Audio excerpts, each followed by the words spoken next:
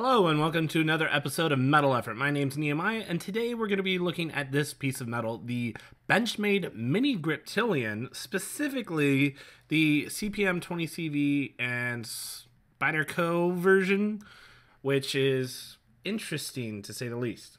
First thing we'll do is a size comparison. Here is our Spyderco Para 3 and PM2. I'm going to zoom out a little bit here. This is indeed a mini knife. It's not too bad though. The blade length is coming in at 2.91. Yeah, that looks right. So cutting edge, a little bit better than the Para 3, a little bit longer, I should say. I don't know if it's better or not. And then the overall knife is much shorter than the Para 3. So very neat, compact little blade to body ratio coming out of the mini-griptilian. We'll compare it to a few other knives here. I've got some kind of gentleman options that are in the same ballpark blade length. We've got the Ferrum Forge Gent off of Drop, and we have the Brian Nadeau Micro Typhoon. So depending on your preference as far as what kind of knife you're getting, from like a EDC kind of everyday thing here or a gentleman's carry, this size of knife is very compelling. It's something that's pretty lightweight, easy to slip in that pocket and just kind of forget about. Other knives that are kind of in that range, I've got the HEA Designs Hunter, which is about the same size. We've got the Civivi McKenna, which is about the same size. So a lot of knives to compare it to. I might go over the knives at the end of the video and kind of talk about the recommendations and how it stacks up against those things. Generally speaking, I think this knife has a lot of potential, being kind of a collab of sorts between the Axis Lock, that Benchmade is known for, and the Spider Hole that Spyderco is known for. To my knowledge, I think there was some kind of agreement between the two, so you could call this a collab. I don't know if Benchmade is paying Spyderco money for this, or if it's just they gave them permission and aren't getting any money. I don't know how that all works out, but we'll assume that they talked and it is a collab at the very least. Another quick notes about this before we go any further. I got this knife in trade. So this is, from the secondary market. It's had at least one other owner, maybe more. This edge is a mirror edge I put on the knife after I got it. So that's definitely not something that comes standard on this. And what else? This is my first Benchmade review on the channel. It's been over 90 videos and a good 8-9 months since I released my channel. So it's kind of crazy. I didn't really intend for that. It just sort of happened. And so trade came up where I could get this knife. And I thought if I was going to like a Benchmade, it'd probably be one with a spider hole in it. So I'm giving it a go. I also have a Benchmade bug out in my possession, and I'm going to be reviewing that coming up here. So we're going to go from no Benchmade reviews to 2 Benchmade reviews here soon. So it's going to be good to kind of calibrate my view on some of Benchmade's knives. Reviewing a couple knives isn't going to be a really good measure of the entire company as a whole, but I definitely want to have some kind of representation out of that company and just have some knowledge of it. Owning the 940 gave me a little bit, but I think I kind of want to expose myself to some of their other popular offerings, and just, as a knife reviewer, I think it's good to calibrate amongst different knife companies and different styles. So just want to give you that quick word before we jump into the review. Let's get a quick weigh-in here, just so we know what we're working with. This is a 2.91 ounce knife. Oh, bam, money, 2.91. I think that's the first time that on my channel where it weighs the exact same in a 1-to-1 ratio to ounces. That's incredible. I mean, to the 10th of an ounce. That's nuts. So perfectly on that golden ratio. Couldn't be better. So now we can get into our dent, the decent, the excellent, the nitpicks, and the terrible of this piece of metal. First thing I want to talk about is the blade shape. So good old-fashioned kind of sheep's foot type style blade here. What I like about it is plenty of flats, a subtle belly, but more importantly, a good penetration tip. It's not super duper stabby, but it's definitely robust enough and pointy enough that you can get into that clamshell no problem. The blade stock is 1/10 of an inch thick, which is pretty decently thin for a knife this size. What I also like is that the distal taper remains pretty thick all the way down to about here before it really starts to curve down to that point. So really nice, even kind of grind as far as like how it feels cutting through material. You're cutting in the first half here isn't going to feel that much different from cutting on the back half, which is good. And it kind of reinforces that tip. It's not going to be super dainty from like a completely even sloped distal taper. So starting off pretty thin. It is a saber grind, so it's not going to be like the sliciest thing ever, but because it's so thin up here, it's still going to be able to pass through most material like cheese or whatever you're cutting that you might have to kind of force through. So overall, I think this is a fantastic blade shape for EDC use. Just kind of a jack of all trades, master of none, which is kind of what you want out of a small EDC knife. You just want to be able to get your random jobs done without too much problem, and that definitely does the job here. Another note is the steel type. I mentioned this is the 20CV. So this is, you know, high end, one of the best knife steels. It's the same as its contemporaries. The M390 and 204P are all kind of the same chemical potential, give or take.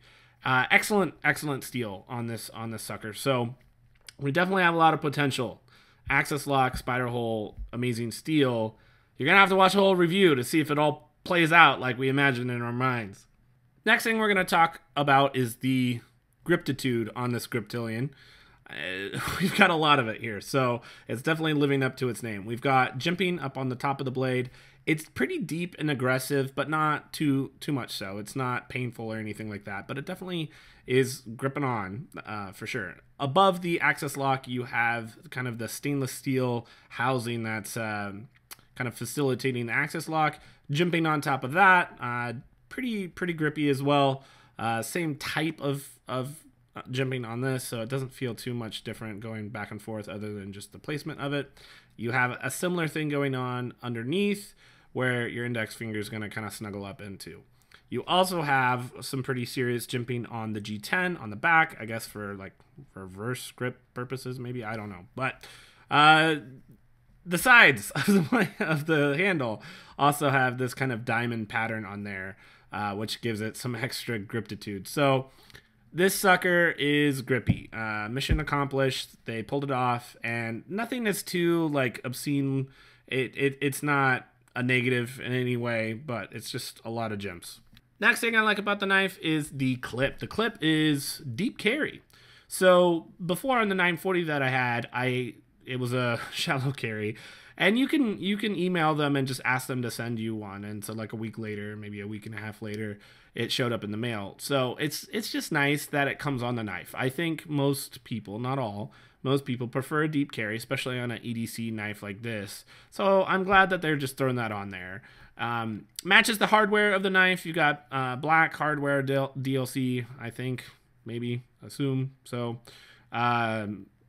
coating, probably just a coating, but you got it on the clip, you have it on the hardware, and I think it, you know, works well and matches the knife. Next thing we're going to talk about is the ergonomics. I have medium-sized hands, and I'm just barely able to get four hands.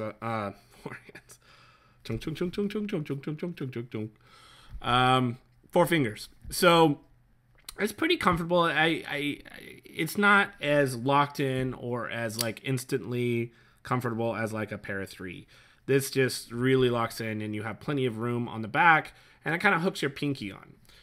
When you're holding this one, you don't really have anything to hook the pinky on, so it kind of feels a little bit like it's just left out to die. It's there, it's fine. I think if you have large hands or anything above that, it's going to feel more like a 3-finger knife to you. You might be right in the in-between spot where that pinky just feels uncomfortable and you're not sure if it gets a spot or not. Overall, though, I think it's decent because you have some contouring on the scales. The clip, you know, fills the hand pretty well. So I think overall it's pretty decent. I definitely would give the nudge in ergonomics to the Para 3, but still totally serviceable, and there's no major issues. Fit and finish on this particular mini-griptilian is basically perfect. The centering is dead on. The action, which we're going to talk about soon, is really, really good. I really don't have anything negative to say about the fit and finish. The one thing I'll kind of say is that when I handed the knife to Nick Shabazz, he told me to buy like a lottery ticket because this did not feel the same as his mini-griptilian that he reviewed. So we'll talk more about it in the nitpicks, but I overall, I'm going to review the knife that I have, and the fit and finish on this thing was basically perfect. I could say there's a minor issue with the grind. I took out most of it here, you could see, so it was a little uneven, but ultimately there's not much going on that I don't like in terms of the fit and finish. Last thing in the decent is just kind of a subjective thing. Usually I wouldn't even mention this, but I like the color. I kind of like the design here.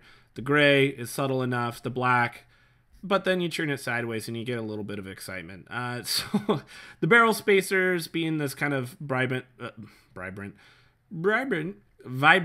I can't not say vibrant now. It looks good. So maybe you disagree, maybe you agree, but I think this is a good little distinct way to kind of set this mini-griptilian apart, because it is unique amongst Benchmades in general, much less the mini-griptilians. All right, with that out of the way, let's talk about the excellence. We'll start off with the OCD, the open, the close, and the disengage.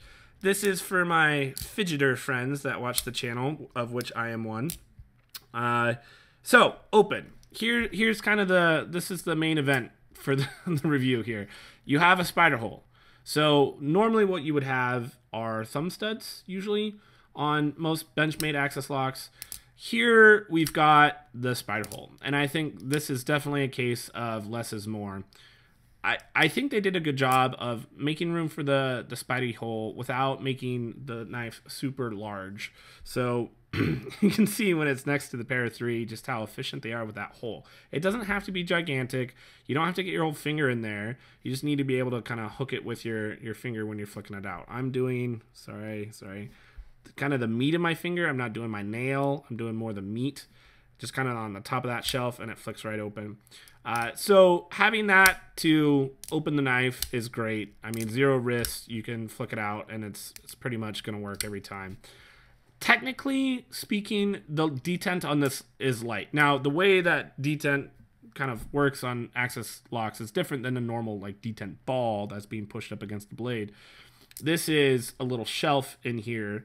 The access lock is being pushed forward by 2 Omega springs, and so that's what's keeping your blade in. If I yank these up back, it just lets that knife drop shut. So technically, the amount of force it takes to release that just by pulling on the blade is, I would say, a little bit weak, but still perfectly serviceable. It is possible to fail a flick, so you kind of have to put a little bit into it, but overall it's nice. The reason I'm putting in the excellent is because that is not the only way to open the knife.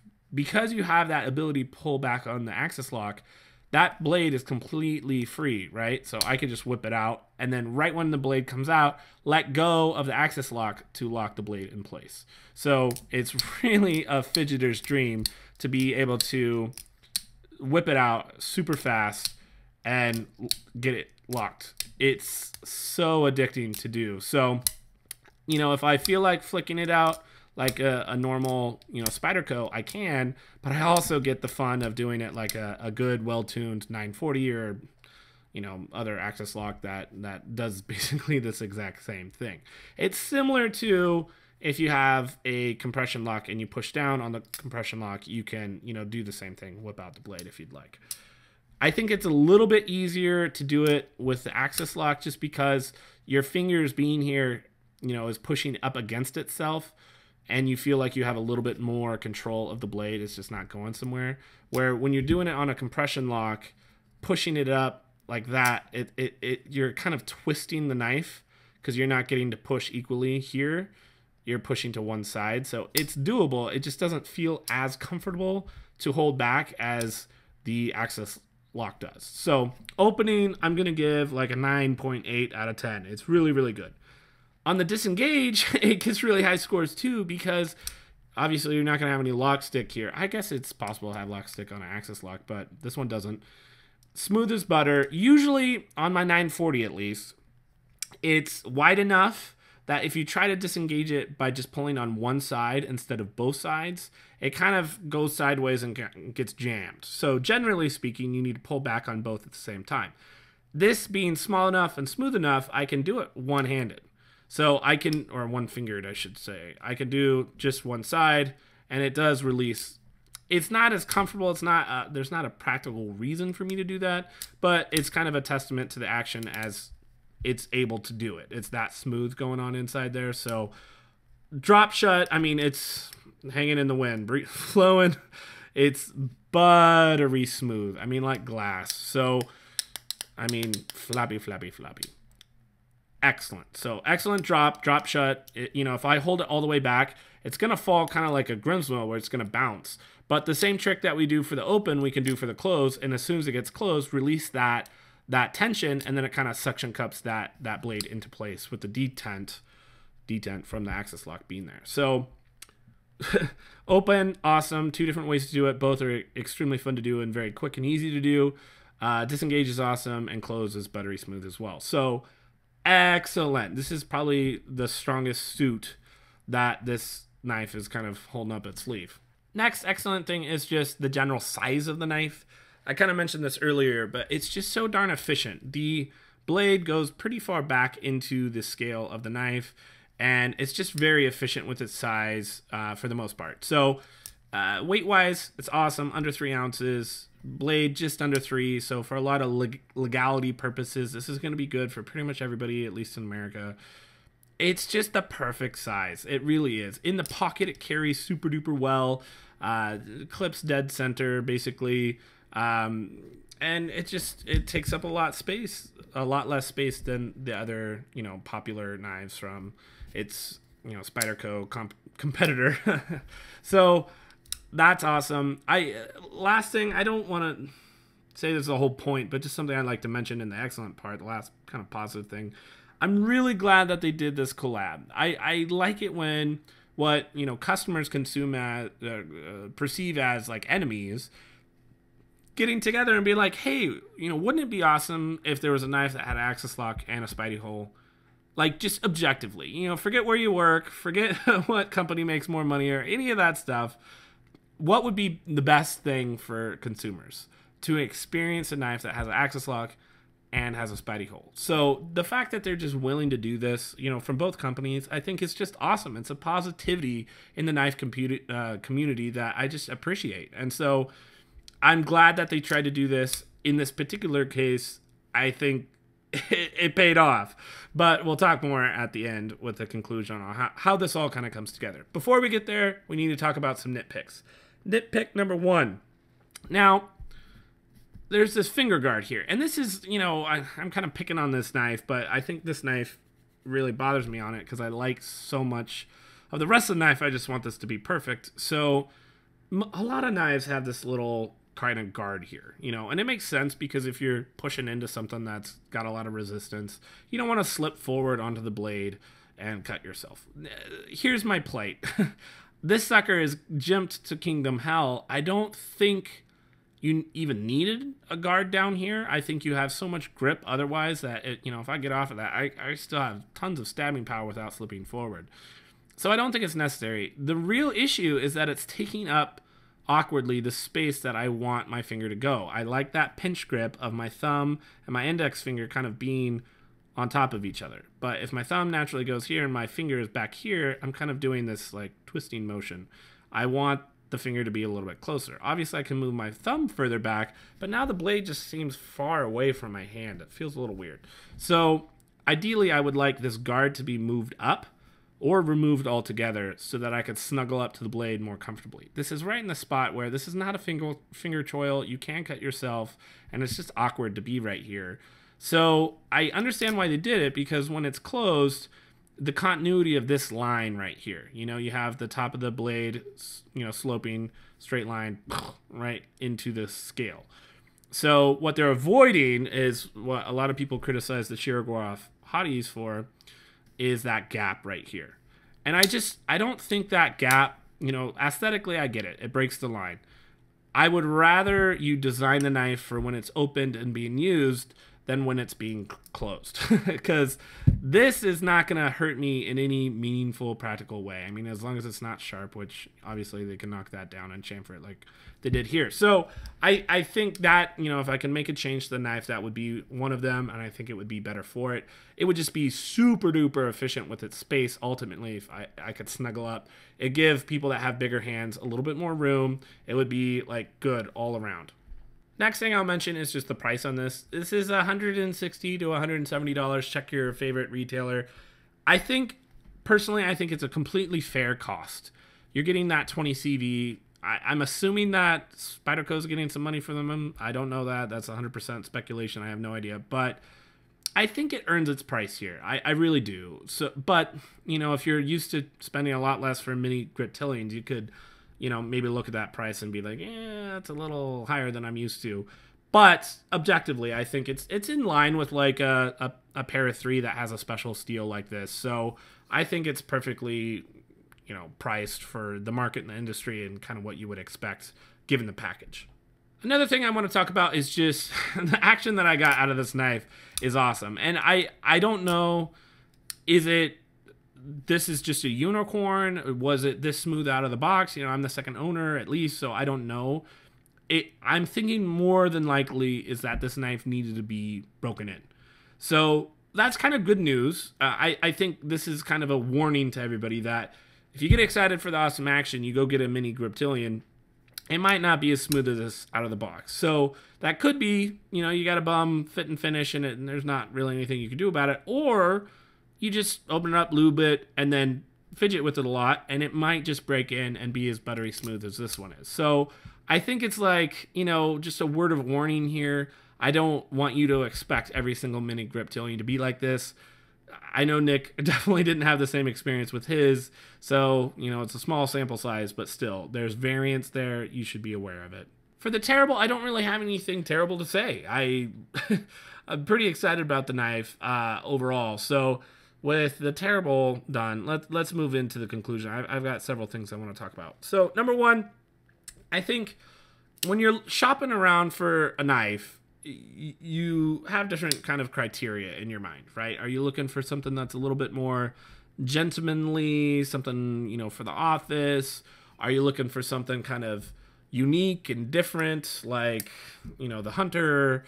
Are you looking for something that's just inexpensive but still good, like the McKenna? There's a lot of, you know, knobs that you can churn. There's a lot of things that you could prioritize in a different order. There's something to be said for just like the perfect blend of all those considerations.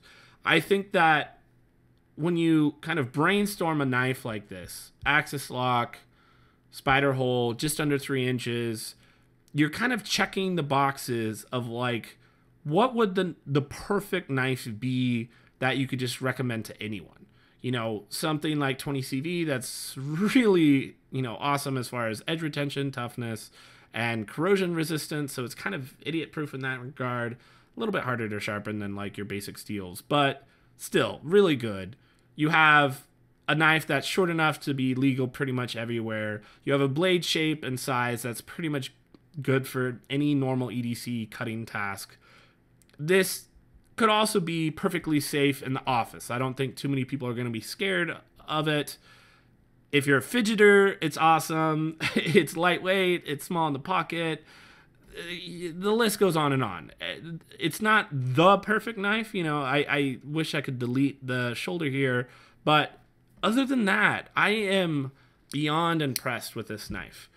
I traded the Spyderco Drunken for this knife and the Booz Blade Smoke, the carbon fiber one. And I was so excited for the Smoke. I you know, got to handle Nick's, and I really liked it, and so I found a trade.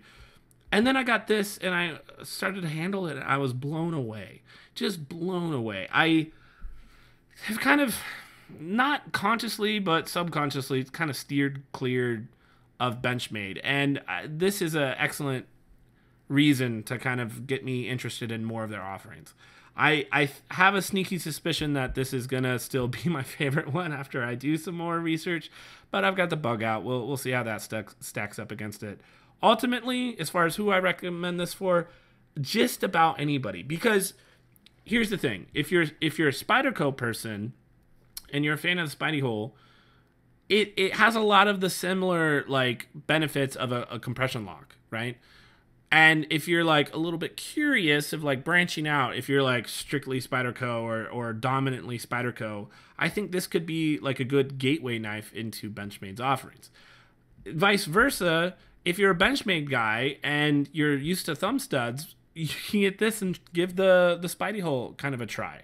So it really does, I think, meet both kind of groups if you have, you know, siloed yourself into one camp or the other. I never advocate for that unless, you know, you just want to, that's fine. But lastly, I think it appeals to somebody that just needs the one knife. You know, maybe you're new to the hobby and you're like, okay, I'm doing research.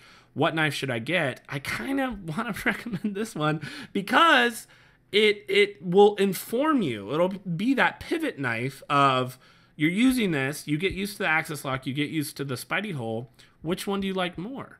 If you like the axis lock more, go with more Benchmades. If you like the Spidey hole more, go with more Spydercos. And so this is like a great first knife or only knife or whatever, because it's a little bit of everything, and it just perfectly meets that jack of all trades, master of none that makes a great EDC knife a great EDC knife. I hope this was helpful to you. I'll catch you in my next video. Bye.